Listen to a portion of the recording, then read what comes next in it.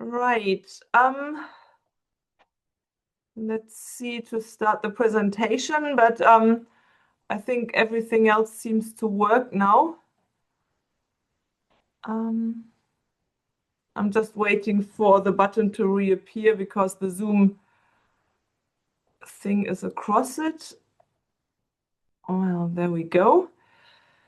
So welcome to my presentation on transsystemic thinking of digital law, using the example of the AI regulation, but I'll broaden out a little bit. And of course, we cannot go into any details of the actual pieces of legislation, but the point I would like to look at is transsystemic thinking and what does it help us in the European Union, and what does it help to think transsystemically across various legal systems.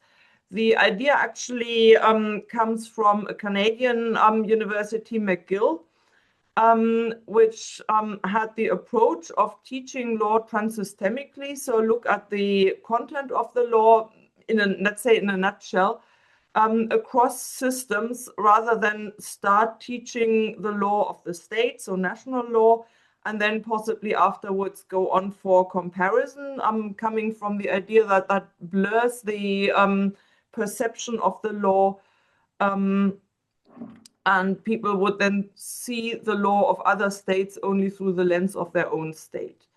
That's basically what it was about. And I was asked to look at this on the regarding the example of digital law.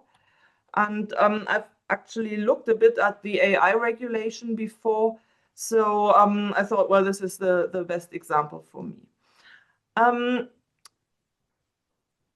In the European Union, we have harmonization.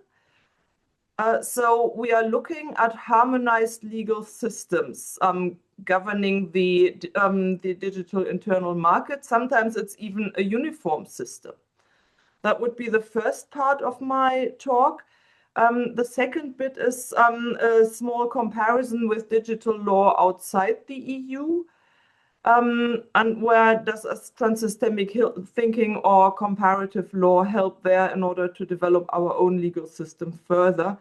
And then possibly, if we've got time, a little bit on the AI Act.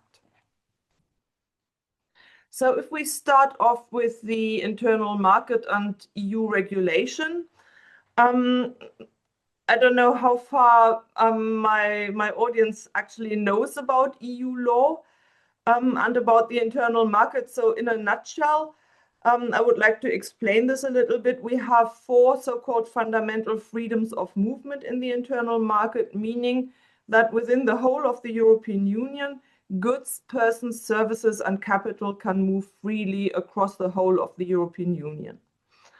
There are some sort of minuses to this, so it doesn't apply inside a state, so there may still be differences. States are still welcome to discriminate against their own goods and their own people or services or capital. But as far as this concerns goods, persons, services, and capital from other member states, or in free circulation coming from outside the EU and having passed the external border, there's free movement. That's the principle. Otherwise, we would not have a functioning internal market. Another exception of this is that member states can introduce or uphold barriers and restrictions. They must not have tariffs against other member states. The EU is a customs union, so we are one tariff block against the outside world, as, for instance, Donald Trump painfully has to experience. So if he says, I am going to put up tariffs against Germany because they have annoyed me, he is on against the whole of the European Union because the EU acts uniformly. But we still have internal barriers to free trade in the European Union because the law of the member states is slightly different, and the member states can justify this different law. The reason for having restrictions for free movement may be in order to protect the consumers, in order to protect the environment, basically any sort of public interest. in the area of persons, for instance, we are not supposed to discriminate against persons from other EU member states, or similarly in services, unless we can justify it. So, for instance, keep untrained people off the market if the training in other member states is not up to the standard of our own. That would be an example there. So member states can uphold barriers, and if they can justify them by some public interest. Let's keep it as general as that.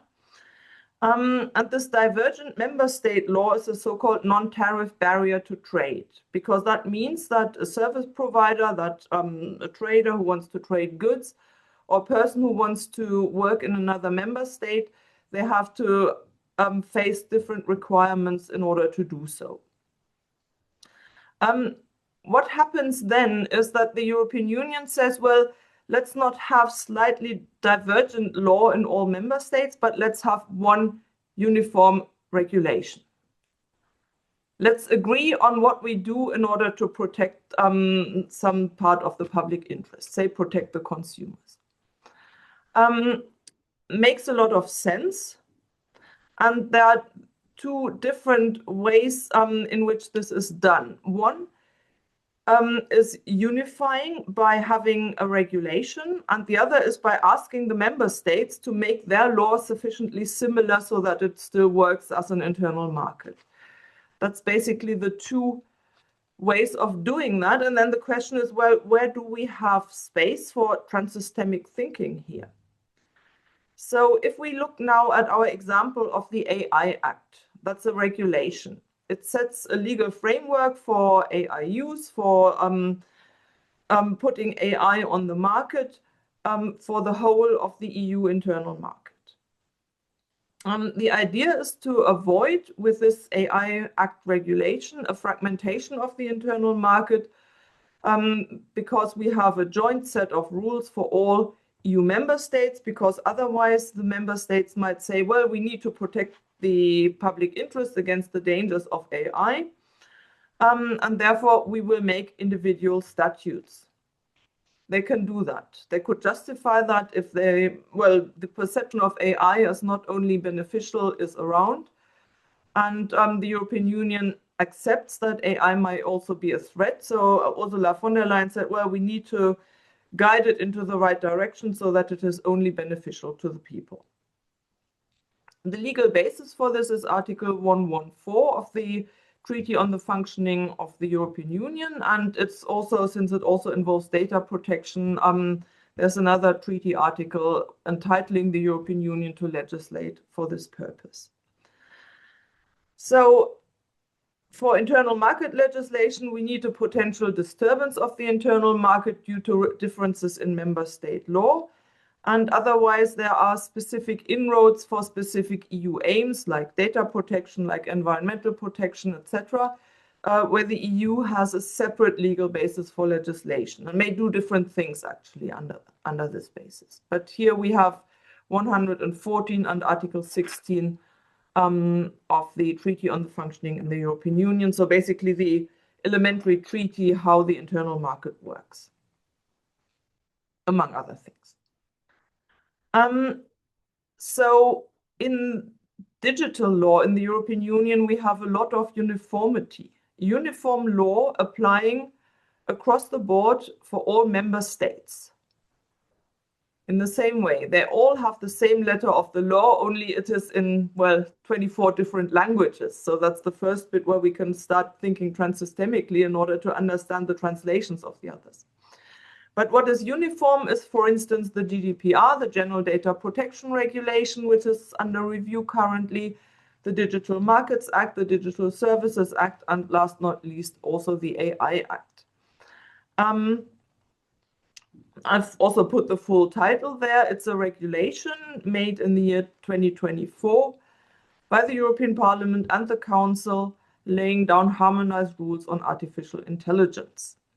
And the common feature of these regulations is that they all have general application across the member states. They are binding in their entirety and directly applicable in all member states, as if that was a member state statute, one might say. So if the same thing applies to all, one wonders why then think transsystemically. Can you still hear me? I was frozen for a moment. Okay. We can still compare with other statutes regarding the law implementing this AI Act, this General Data Protection Regulation. For instance, in Germany, for the General Data Protection Regulation, we have statutes in each and every member state under federal level saying who is going to supervise data protection, who is going to apply the General Data Protection Regulation. So there's scope for additional law in the area, even though we have a regulation. That is what we can compare. We also have to bear in mind that this uniform EU law, say the AI Act regulation, is interpreted first and foremost through diverse national traditions. So the different member states have different national traditions of how to use their law, how to interpret it. And to start with, this is actually applied by national courts. These national courts can ask the European Court of Justice if they think, oh, well, I don't know how to do this properly, how to understand it properly, how to interpret it properly. But they don't do that on a daily basis, of course. So the bulk of the work of interpretation of this uniform EU law, the Uniform AI Act, for instance, will be done by national courts. And again, we have to think a bit like, well, how do the others do it? How do we achieve a uniform approach in the end? The same goes for administrative application, actually. I'm not sure whether, say, an administrative authority in Portugal or in, say, in Poland will apply this law in exactly the same way. They may have different ways of thinking. They may interpret them differently. And so in order to improve the application of EU law in the member states, it makes a lot of sense to think transsystemically. In order to navigate both the coherence and the diversity of EU digital law. We also have to bear in mind that particularly in the area of AI, we are talking about evolving law. AI is evolving very fast, and so we don't know whether what we have as a regulation now, whether that is really the best thing. It is actually more procedural, more monitoring, more giving duties of care rather than substantially saying, well, you must and you mustn't do this. It also has that, but only to a limited extent. And particularly where we are not talking about unacceptable risk AI, it is more that we don't want to stifle innovation by over-regulating. And the idea is to sort of monitor and document and see what's happening. It's a lot of bureaucracy, but on the other hand, it doesn't make substantive rules before we know what we are talking about. So there's still a lot of work to be done and to be thought across the whole of the EU, across all the legal systems of the member states. What do they do in order to apply this AI Act regulation? And you can do the same with the other bits. Another alternative of harmonizing law in the EU is, as I said, using directives in order to make the member states to amend their law and make it more similar. That's another opportunity. We have that not so much in digital law anymore. That's mostly uniform regulations, but it's also possible to use directives where the member states have to amend their own law. So in the text of Article 288, a directive is binding as to the result to be achieved, as to what the member states have to write into their national law, into their national statutes. But it leaves to the national authorities the choice of form and methods. So the content of a directive is not applied directly, at least not normally, but it is sort of parachuted into member state law. The member states have to transpose this. There are fewer recent examples. There was supposed to be an AI liability directive, which was withdrawn. It was made part of a general liability directive, the product liability directive, so there's no separate one. But in terms of liability, if things go wrong with AI, we now have 27 different sets of member state legislation. All member states maintain their existing tort law, so the law of compensating for damage done to another person in an illegal way. But this tort law must be adapted to the directive. Another example was the old legal situation in data protection. There was a 1996 data protection directive before we had the GDPR, the General Data Protection Regulation. And again, we had the EU requirements of data protection, the uniform data protection requirements in the internal market, parachuted into member state law, meaning that in Germany we had a Federal Data Protection Act, a Bremen Data Protection Act, and you can do that with all the other federal states in the Republic of Germany. So a lot of law. The advantage of doing it this way is that people can continue to apply the law they know. They come from their legal systems, they know where to look for things, and they don't have to then adapt to a completely new piece of legislation, a new regulation, a new statute they need to apply. It's a more sort of evolutionary approach if you use directives in order to harmonize member state law. The aim is the same, to make sure that goods, persons, services, and capital can circulate freely in the EU. But I think it becomes clear that by the way, and by looking at the instruments of the internal market, that it's not just having something uniform for the whole of the EU and there's nothing to compare anymore. Even if we have regulations, I would put forward, we still need to think transsystemically, particularly in an evolving area of law. So there's still space for legal comparison, even in the EU, even in harmonized areas of law. First, let's say in the legislative process, in the making of the AI Act regulation, it might have made a lot of sense to more do comparison of the legal situation in the member states pre-harmonization, and to take on board the input and the expectations of the member states. That would be something to do more research into, because what I'm told is, yes, the EU Commission, before it presents a draft into the legislative process of the EU, will hear all sorts of stakeholders, and the member states will also have the chance to have their input. But as far as I'm aware, the Commission does not extensively think transsystemically. It does not do much of legal comparison. That depends a bit on what is put forward. From the side of a member state, one might say, well, we might want to ask for this.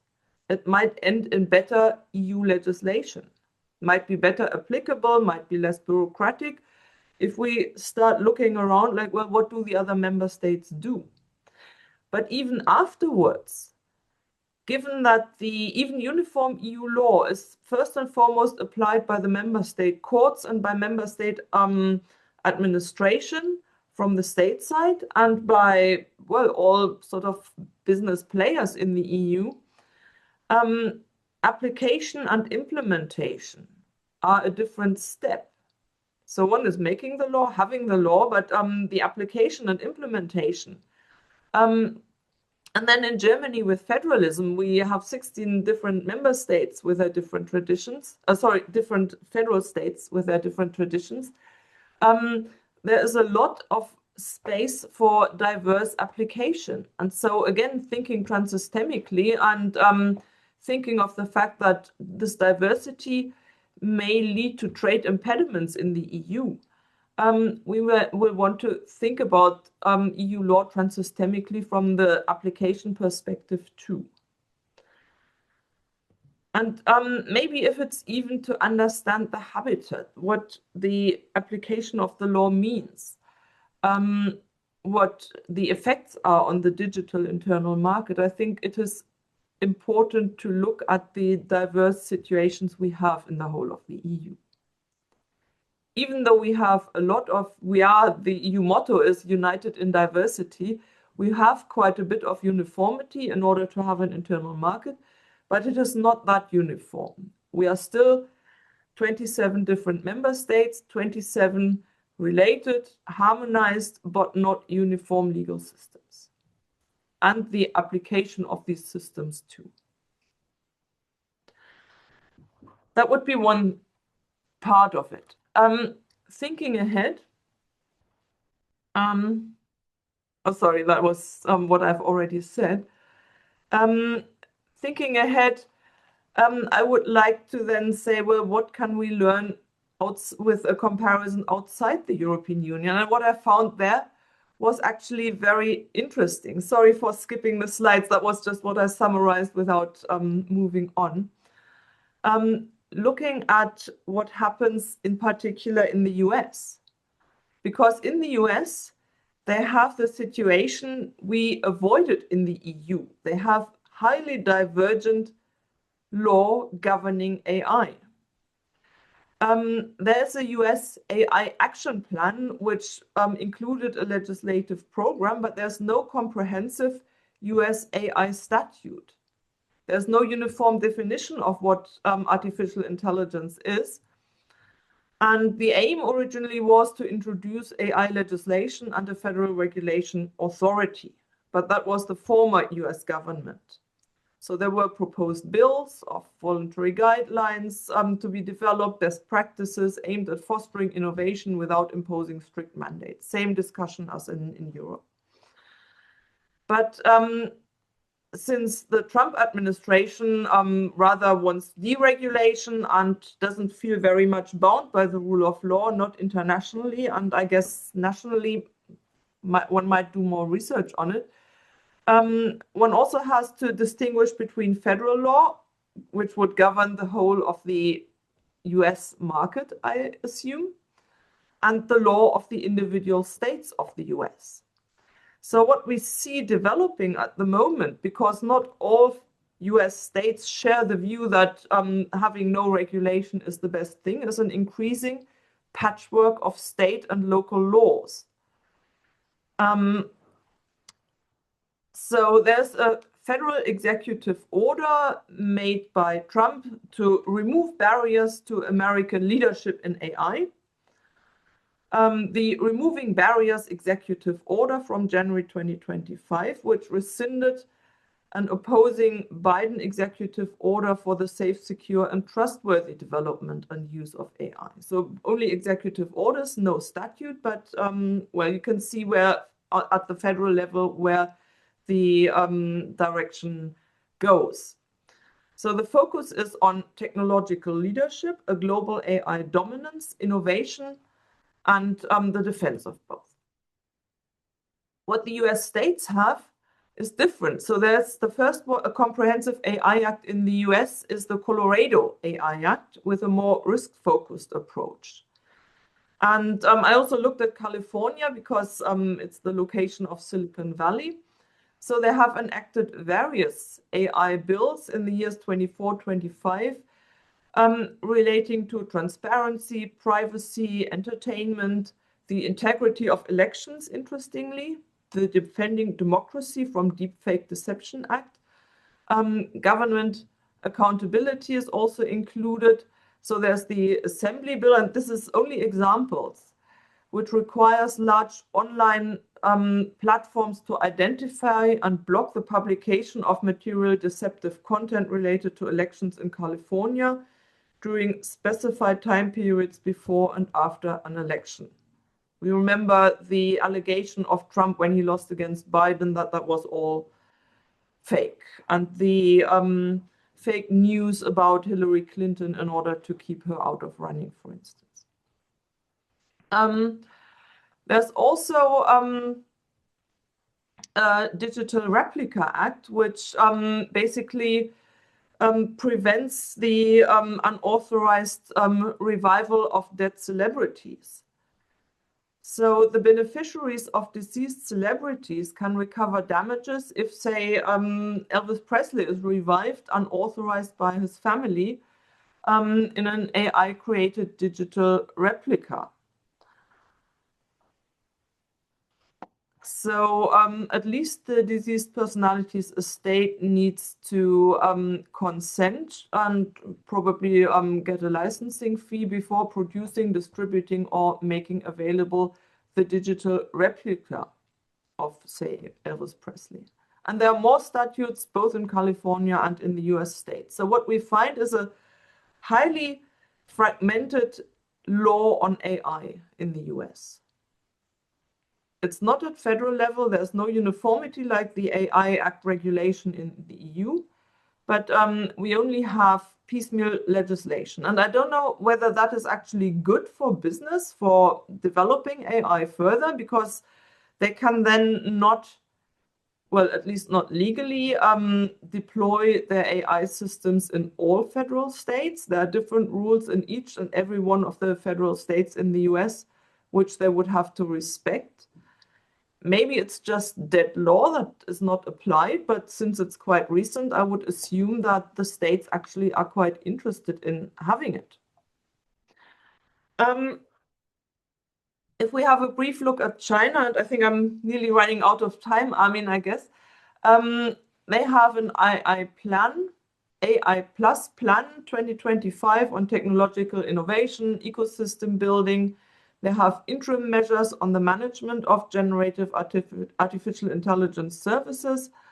The first administrative regulation came into effect in 2023. There are labeling rules in order to keep up certain standards.